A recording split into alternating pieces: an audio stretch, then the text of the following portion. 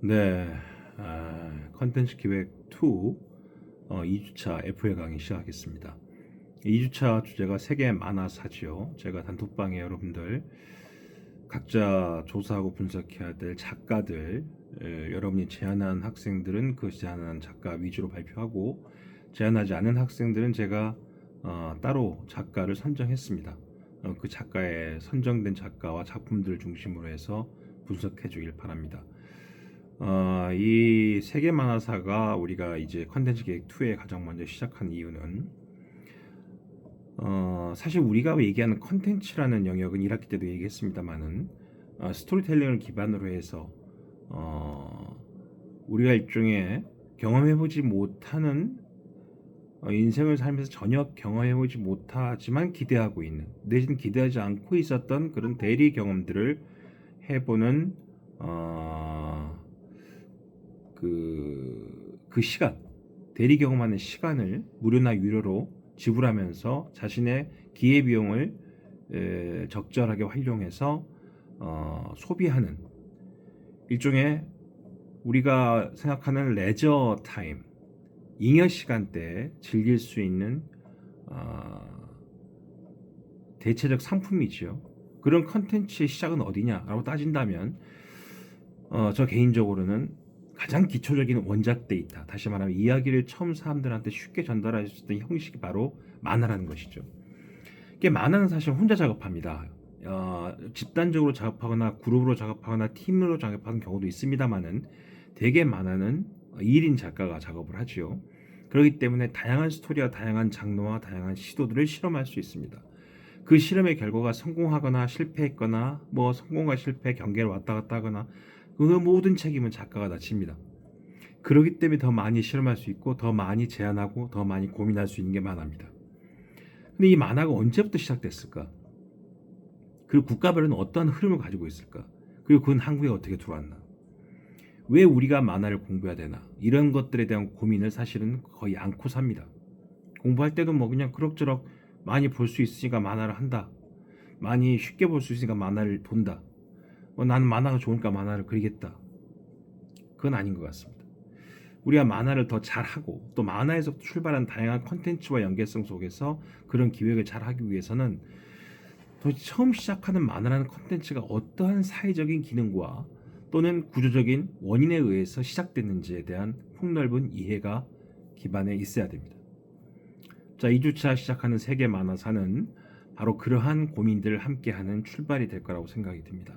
제가 지평 캠퍼스에 5가지의 같이 고민해야 될 이야기들을 일단 전개를 했죠. 첫째, 이 만화 형태의 시작은 어떠한 시대적 사건과 커뮤니케이션의 기능에서 출발하는가?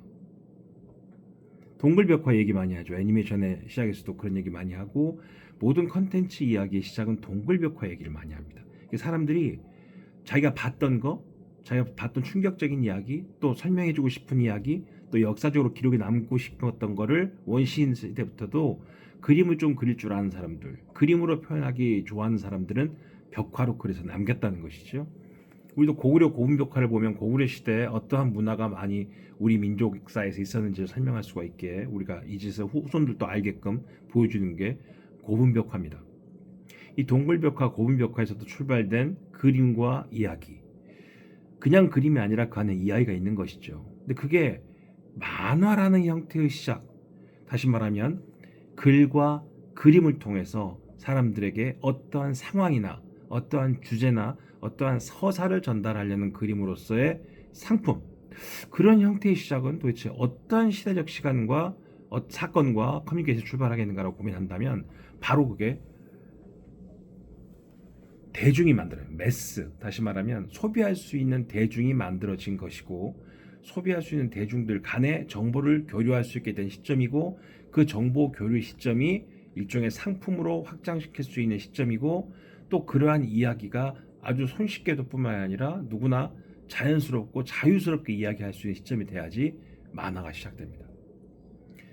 만화는 누구나 그릴 수 있는 낙서 같은 그림이고 아주 잡스럽고 내지는 쉽게 버릴 수 있는 그림인 것에 더불어서 그만큼 강력한 비판적 기능을 가지고 있다고 말씀드렸습니다. 비판을 하기 위해서는 분석을 해야 되고 분석을 하기 위해서는 시각이 명확해야 됩니다. 정의다, 정의가 아니다, 참이다, 거짓이다 이런 걸 구분할 수 있을 정도의 가치 판단은 스스로의 교육과 내지는 지속적인 교육을 통해서 만들어집니다.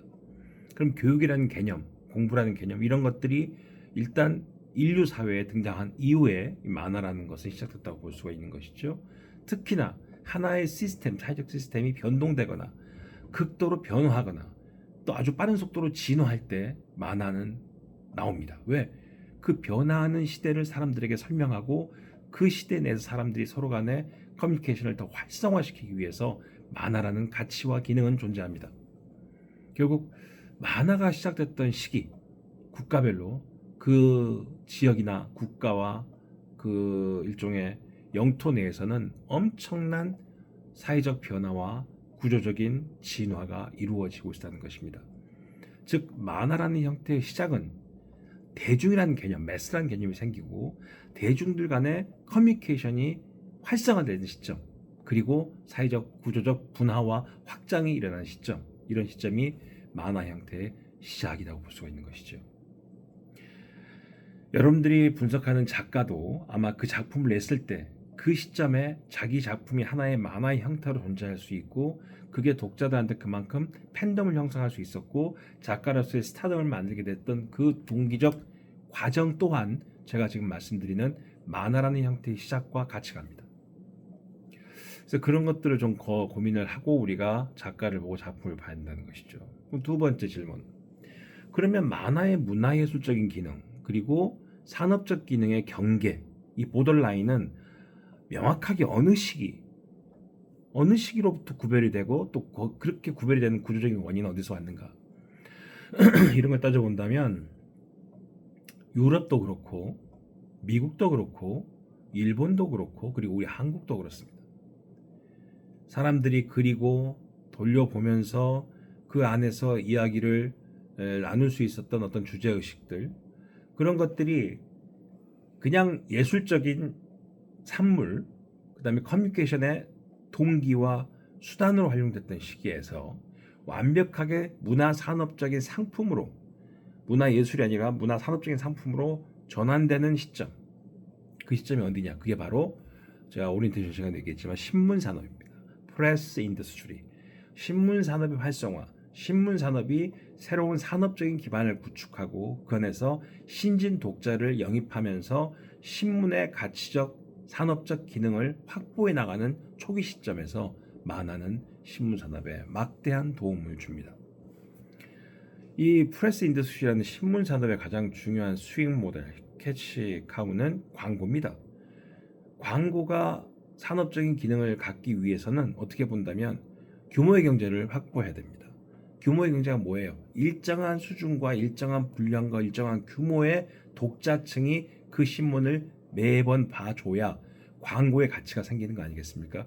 우리가 포털 사이트의 광고와 똑같은 얘기죠. 그럼 초기 신문 산업은 뭐 이제 국가로 다른데 1700년대, 1800년대, 1900년대 국가마다 다 신문 만들어진 게 다른데 그때마다 그들은 신문이라는 산업을 시작하면서 그 기회 효과를 가지고 규모의 경제로 광고 산업을 일으키기 위해서 일정한 규모의 독자를 모집하려고 합니다. 그 독자가 누구냐는 거예요. 그 신문이 만들어졌을 때 이미 나이 많이 든 세대들은 그 신문을 많이 안 보지. 볼 이유를 못 찾지. 그리고 이미 자기는 많이 알고 있다고 생각하고 본인의 지식적인 체계 내에서 저스티스라는 정의가 이미 세팅된 사람들입니다. 그 사람들은 신문을 볼 이유가 없었던 거죠. 마치 지금 선생님 세대보다 비슷한 윗세대들이 AI가 나와도 그냥 뭐 나는 그거 아나 모르나 내가 남겨진 삶을 사는 데는 별로 도움이 안 된다고 생각하는 사람들은 AI를 공부 안 합니다. 그러나 지금 초등학교 다니고 중학교 다니는 학생들 그리고 지금 대학생들 내가 사회에 나가면 진짜 내가 해야 될 모든 사회적 시스템이 AI로 바뀌는 시점이기 때문에 공부를 안 할 수가 없다는 것이죠. 그래서 우리 학과도 이제 내년부터는 모든 커리큘럼을 AI로 바꿀 겁니다. 바로 이 시점에서 우리는 이 신문이라는 산업이 시작됐던 그 시기에 신흥 독자들, 신진 독자들을 영입할 때 가장 중요한 건 젊은 사람들입니다. 어리고 젊은 사람들, 그 다음에 이제 글자를 배우기 시작한 식자층들, 그들을 영입하기 위해서 가장 중요했던 패셔너블한 컨텐츠가 신문, 만화, 그 당시 시사 만화가 되겠죠. 우리가 카툰이라고 얘기하는. 그러한 시사 만화가 신문 산업과 연결되면서 사실 문화예술적인 만화의 기능이 문화산업적인 기능으로 전환된다는 보더라인의 의미를 갖고 있습니다. 다시 설명해 보면 이 만화의 문화예술적인 시점이 문화산업적인 기능으로 전환되는 가장 중요한 시기, 프레스 인더스트리의 발현입니다. 신문 산업이 시장에서 생산성을 갖고 상품으로서 존재하게 된 그 시점, 그리고 거기서 신진 독자들이 그 신문을 많이 보게끔 오게 된 시점, 그들이 광고의 가치를 만들어준 시점. 그러다 보니 신문 만화의 기능은 뭐였냐면 그림을 잘 그리는 만화가가 시사 만화를 그리는 것도 있었지만 그 신문을 보는 젊은 세대들이 자신이 그린 만화를 독자 만화로 게시하는, 보내는 문화가 시작됐다는 것이죠. 그러니까 참여하는 독자를 만든 거예요. 그냥 보고 있는 관망하는 독자가 아니라 참여하는 독자를 만듦으로써 적극적인 팬덤을, 그 신문 산업에 대한 팬덤을 구축할 수 있는 초기 단계의 전략이 바로 만화였다는 것입니다. 그래서 잘 살펴보시면 유럽도 만화, 신문에서 시작된 만화, 미국도 그렇고 일본도 그렇고 한국도 그렇습니다. 바로 그 시점들, 구조적 원인들이 바로 프레스 인더스트리였다, 이렇게 이해하시기 바랍니다. 세 번째, 그럼 만화의 대중화를 공식화한 상품으로서의 가치는 어떠한 요소에서 기능하는가? 쌤 1학기 때도 늘 얘기했잖아요. 기본적으로 컨텐츠를 소비하는 사람들이 갖고 있는 중요한 속성은 장르 팔로잉이다. 자기가 좋아하는 장르를 지속적으로 소비하고 집중적으로 소비하면서 자신이 가지고 있는 기회비용과 내가 레저타임, 잉여 시간을 쓸 수 있는 가장 중요한 킬링 컨텐츠로서는 내가 좋아하는 걸 우선적으로 선택하게 되고 그거를 반복적으로 시청하게 되기 때문에 결론적으로 사람들은 장르 편향성을 가질 수밖에 없다. 내가 좋아하는 장르를 볼 수밖에 없다. 그게 내가 갖고 있는 기회비용과 내 시간에 대한 소비를 가장 긍정적으로 관리해주고 효율적으로 느끼게 해주기 때문에 그렇습니다. 결국 그렇다면 만화의 대중화를 공식한 상품의 가치는 바로 장르화죠. 사람들에게 어떤 장르를 이해시키고 그 장르에 대한 감성적인 몰입을 만들어내고 그 감성적인 몰입이 지속적인 소비를 추동시킬 때 우리가 그때 만화가 상품으로 바뀌었다, 이렇게 얘기할 수 있는 것입니다. 탐정 만화를 좋아하고 추리 만화를 좋아하고 순정 만화를 좋아하고 액션 만화를 좋아하고 역사 만화를 좋아하는 사람들이 가지고 있는 독창적이면서도 집중적인 편향적 소비, 그게 사실을 만화의 대중성과 또 상품성을 만들어낸 시작이었다고 볼 수 있는 것입니다. 아마 지금 여러분들이 제시를 하고 또 여러분들이 만들어내고 있는 여러 가지의 그 작가와 국가관에 대한 작품론들, 이런 것들 보면 바로 그 시점입니다. 결국 여러분이 선정한 작가를 분석할 때 우리 가장 중요한 것은 그 작가가 어느 시대에 있었는가, 그리고 어느 시점에 그 만화가 나왔는가, 그리고 그 시점에 그 만화는 어떠한 효과와 기능과 서사를 통해서 팬덤을 만들어냈는가, 그리고 결국 그 팬덤은 이 만화 산업 전체에 어떠한 기능과 효과를 남겼는가. 이건 중요합니다. 왜 중요하냐?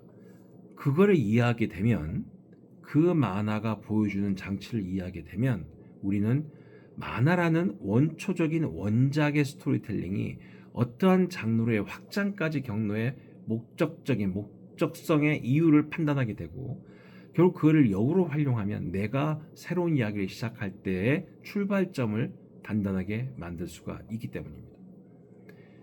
결국 지금 발표하고자 하는 작가들이 선정이 되고 또 제안을 했으면 그 작가의 작품을 잘 분석하셔서 이런 작품이 왜 그 시대에 등장했고 사람들은 왜 그 시대 이 작품을 좋아했고 모두가 그 작품에 대해서 팬덤을 만들어냈는가. 대개 보면 그 시대에 가장 부족했던 것에 출발하는 것 같아요. 우리는 늘 그렇죠. 혼돈스럽고 또 무법천지 같은 답답한 시기, 그리고 모두가 우울한 시기, 발전이 지체되는 시기, 이런 시기에는 우리가 뭘 원합니까? 히어로를 원하죠. 영웅을 원합니다. 그럼 모두가 정리해 주길 바랍니다. 또 하나 가능성을 보여주길 바랍니다. 그때 히어로물이 등장하는 것처럼. 그리고 힘없는 사회에서 힘 있는 자가 등장해 우리를 좀 구원해 줬으면 바라는 종교적 구원의 갈증들이 결국은 그러한 작품과 스타 작가의 팬덤을 만들어내고 있다. 그렇게 이해하면 되겠습니다. 그래서 결론적으로 바로 지금 제가 말씀드리는 거는 3번에 4번 넘어가는 거. 4번이 만화가 스타성을 갖게 되는 과정과 작품의 시대적 팬덤이 형성된 요인은 무엇인가. 결국 이 이야기도 제가 지금 말한 것처럼 그 작가가 왜 그 당시에 등장할 수밖에 없었는가를 판단해 보자는 것이죠. 그리고 이제 그런 만화적 형태의 원초적인 스토리텔링의 상품이 어떻게 애니메이션과 게임으로 확장됐는가, 그 확장될 시점에 소셜 포인트와 구조적 요인은 어디에 있는가. 그러니까 지금 여러분들이 제안하고 분석하는 작가의 작품이 그냥 만화, 원작 만화로만 존재하는 게 있을 뿐만 아니라 애니메이션과 게임으로 확장된 것도 있습니다. 또는 그 작가의 영향을 받은 애니메이션과 게임도 있겠죠. 그런 것들을 분석해 볼 때 결론적으로 사람들은 시대가 확장되고 기술이 발전하고 매스가 초대형 매스로 대중이 엄청난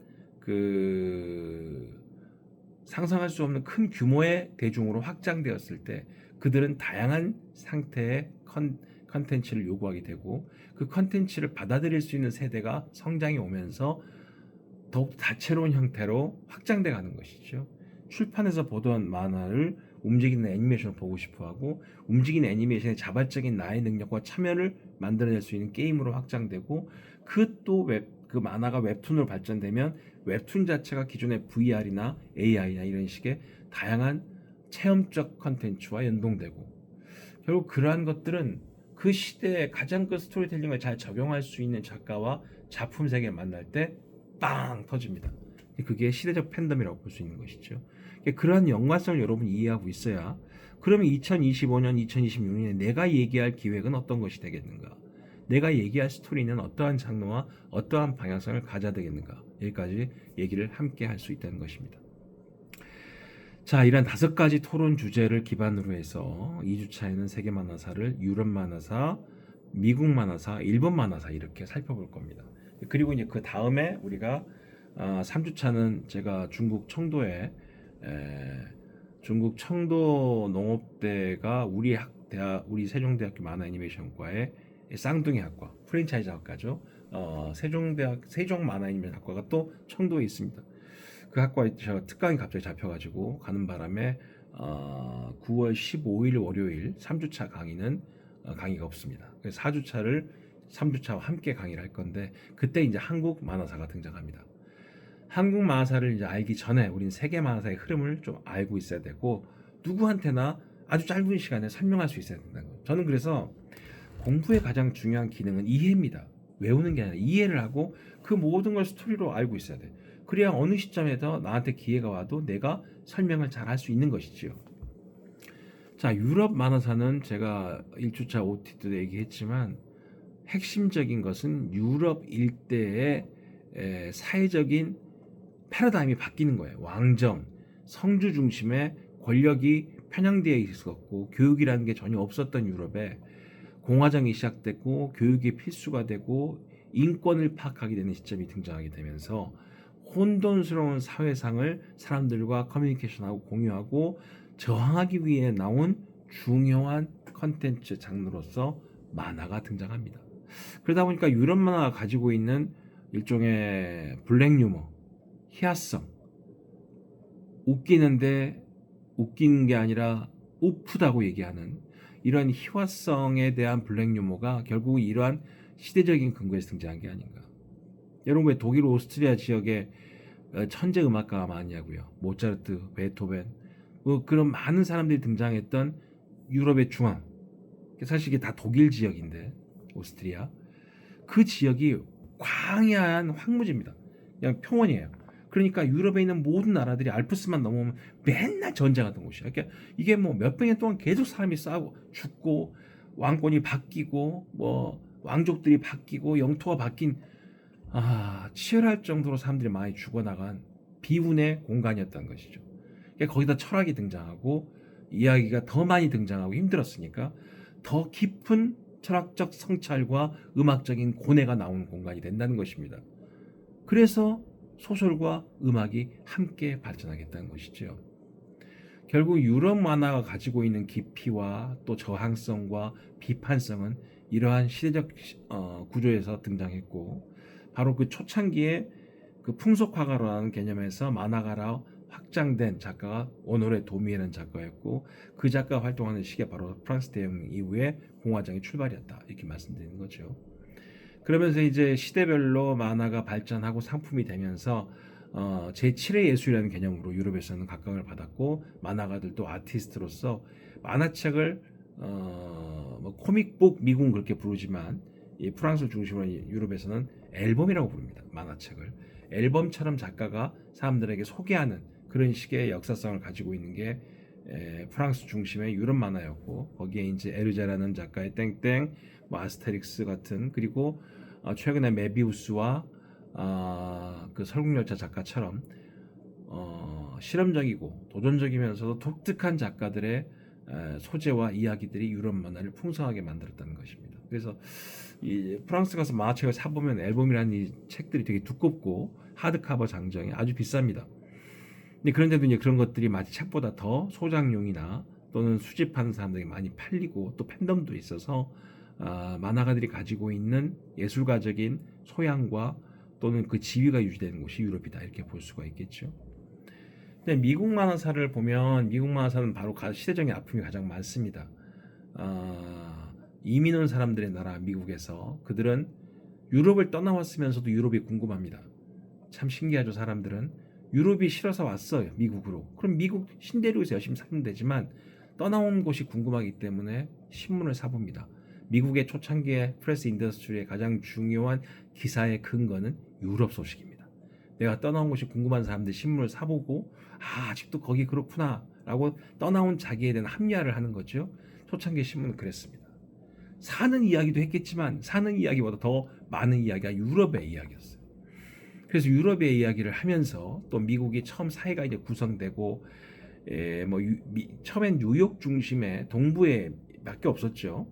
그 당시에는 뭐 다 식민지였고 미국도 뭐 하다못해 네덜란드 같은 나라도 다 식민지를 갖고 있었고 이런 식민지의 나라였기 때문에 유럽 일대 조금 갖고 있는 미국이라는 나라의 신천지의 문화가 그 안에서도 막 계속 다투고 있었을 거 아닙니까? 그러다 보니까 거기서도 저항이 나오고 다양한 이야기가 나왔다는 것이죠. 그게 다 신문 만화에 나왔었고 가장 중요한 게 옐로우 키즈라는 아주 빈민가 있는 한 소년이 옷이 없어서 국가에서 주는 그 밀가루 푸대를 옷으로 만들어서 입고 다니다가 자신이 갖고 있는 그 사회의 아주 그 뒷골목의 추한 이야기와 그 다음에 정치적인 가십들을 이야기하는 겁니다. 그 어린 소년이. 그래서 어린 소년이 이야기하는 이야기가 성인들이 볼 땐 되게 사이다 같고 어떤 해결하는 단초를 제공하는 것 같아서 그 옐로우 키드라는 만화가 신문 만화로서 아주 히트를 쳤는데 말풍선이 따로 있는 게 아니라 그 소년이 얘기하는 가십이나 사회적 저항이나 정부의 비판 이런 내용이 이렇게 옷에 있는 자기 옷에 대사를 쓰게 되는 거죠. 근데 그 옷 색깔이 노란색이었고 그래서 옐로우 키즈가 하고 있는 대사에 노란색 옷에 써 있는 글들이 다 비판적이고 또 과장된 왜곡과 아주 힐날한 비판 이런 거기 때문에 우리가 그런 것들을 나중에는 과장된 저널리즘, 옐로우 저널리즘, 황색 저널리즘 이렇게 이야기하게 된 것입니다. 그리고 이제 1차 세계대전 이렇게 경험하면서 전 세계 유럽의 공장 지역으로 떼돈을 벌던 벼락부자의 미국이 갑자기 대공황을 1930년대 맞게 되고 그 대공황 시기에 그 시기를 극복하기 위해서 나왔던 것이 바로 DC 코믹스와 마블 코믹스의 히어로물들이라는 것이죠.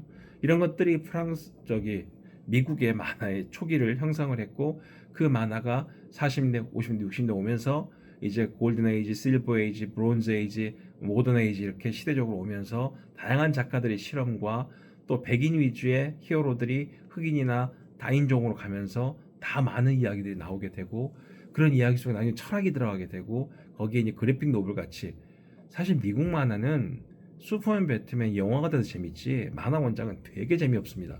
따분하고 왜? 말이 너무 많아. 대사가 너무 많아. 그래서 읽다 보면 내가 이거 왜 보지? 정말 마니아층만 보는 게 그래픽 노블입니다. 그거를 헐리우드 원작자들이 재밌게 또 단순하게 영화에 맞게끔 각색을 해서 재밌는 거지. 우와 정말 원작을 보면 그림도 좀 애매한 게 대사는 엄청 많고 말이 히어로지 도백도 많고 그냥 생각이 많아 히어로들이. 그런 만화가 미국 만화의 그래픽 노블을 형성했던 것입니다. 그래서 지금 오늘 여러분들에게 그 제가 여러 개 말을 했던 그 얘기를 드렸던 그 작가들 보면 바로 그러한 미국 만화사에서 중요하게 우리가 둘러볼 작가도 제가 몇 명을 넣었습니다. 마우스의 아트 슈필게반이나 스폰의 토드 맥팔레인이나 또 왓치맨의 앨런 무어나 이런 작가들도 한번 잘 살펴보시면 그 시기에 그 작가가 존재할 수밖에 없었던 이유가 반드시 있습니다. 우리가 그걸 잘 살펴본다면 좋은 기회가 될 거라 생각이 듭니다. 마지막으로 이제 일본 만화사입니다. 한국에 가장 큰 영향을 미쳤던 일본 만화사죠. 일본 만화사는 사실은 일본의 패전 이후부터가 아니라 이미 메이지 유신 때부터 일본은 서구 열강의 다양한 문화를 아주 스폰지처럼 받아들였는데 그때 받아들였던 것이 유럽과 미국의 신문 만화의 특성이었고 그러한 기능을 통해서 초창기에 일본 신문 지상에도 만화가 많이 실렸습니다. 그게 이제 태평양 전쟁 이후에 본격적인 패전되고 이제 복귀 패전 이후에 복귀하는 그 초고대 성장 구도 내에서 만화방이라는 문화가 생겼고 만화방의 스타 작가들이 결국에는 단행본 시대로 넘어오면서 만화 잡지의 산업화를 이루면서 일본 만화의 거대한 발전이 이루어졌고 그 안에서 프랑스 중심의 유럽 만화와 미국 만화 중심의 다양한 장르들을 경험하면서 그 장르가 일본 특유의 장르와 합쳐지고 그 장르의 분화 속에서 일본 만화의 역사가 만들어집니다. 사실 우리도 초창기 일본 만화의 효과와 또 영향을 많이 받았습니다. 하지만 또 한국도 한국 나름대로 일본 문화와 차별적인 한국만의 장르와 스토리텔링이 만들어졌기 때문에 지금 K컬처와 K팝의 중요한 연계 이야기 스토리텔링을 만들게 됐고 그게 우리 만화의 시작이 된다 이렇게 이해하면 되겠습니다. 그래서 제가 지금 따로 아래 한글 파일로 발표 및 토론 주제 5가지와 유럽과 미국, 일본 만화 사이 연구 관점을 쭉 한번 간단히 정리해 놨습니다. 그걸 보면서 또 선생님이 올려준 PPT도 참고하면서 내가 지금 발표할 작가가 어느 시점에 어떤 역할을 했는지를 잘 한번 분석해서 발표하고 토론을 해보도록 합시다. 발표 분량은 제 생각에는 1인당 5분 정도 할 수 있게끔 5분에서 10분 안 넘어가게 준비를 하는 게 좋을 것 같습니다. 그리고 뭐 많이 써서 얘기하는 게 아니라 핵심을 얘기하면 되는 거니까 아주 잘 요약해서 발표했으면 좋겠습니다. 자, 2주차 2025학년도 2학기 컨텐츠 기획 2 2주차 애플 강의를 마무리하겠습니다. 쌤이 업로드 시켜준 자료를 잘 보시고 또 강의 잘 이해하고 월요일날 만나서 함께 이야기해 보도록 합시다. 수고했습니다.